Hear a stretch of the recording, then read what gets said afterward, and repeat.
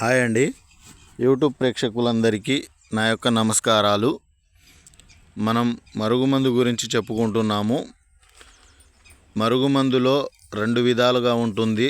ఒకటి పౌడర్ రూపంలో, అంటే పొడి రూపంలో ఉంటుంది, ఇగో కనబడుతుందిగా ఆ విధంగా.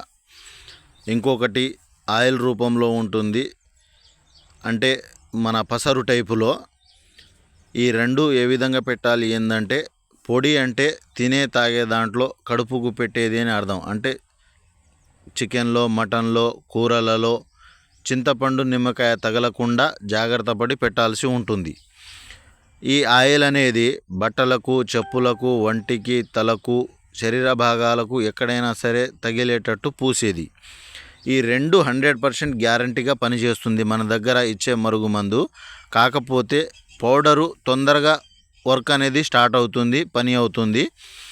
ఆయిల్ అనేది ఒక వారం నుంచి 10-12 రోజులు కొద్దిగా టైం తీసుకుంటుంది, తొందరగా పని కాదు. ఎందుకంటే పొడి అంటే డైరెక్ట్ కడుపులోకి పోతుంది కాబట్టి తొందరగా పని అవుతుంది.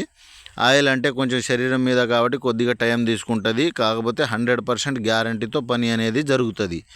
మనం ఇచ్చే మరుగుమందు భార్యాభర్తల మధ్య గొడవలు ఉన్నా, అత్తకోడల మధ్య గిట్టకపోయినా, ప్రేమించి మోసం చేసిన వారికి, లేకుంటే పెళ్లి చేసుకుంటా అని చెప్పి నమ్మించి మోసం చేసిన వారికి, లేకుంటే మన దగ్గర డబ్బులు తీసుకొని వాపసు ఇవ్వని వారికి, అలాంటి వారు ఎవరికైనా సరే మన మాట వినేటట్టు చేసుకోవాలి అనుకుంటే ఈ మరుగుమందును పెట్టి మన మాట వినేటట్టు చేసుకొని, మన పని అయిన తర్వాత మళ్ళీ ఇరుగుడు పెట్టాలి అనుకుంటే ఇరుగుడు కూడా మన దగ్గర దొరుకుతుంది.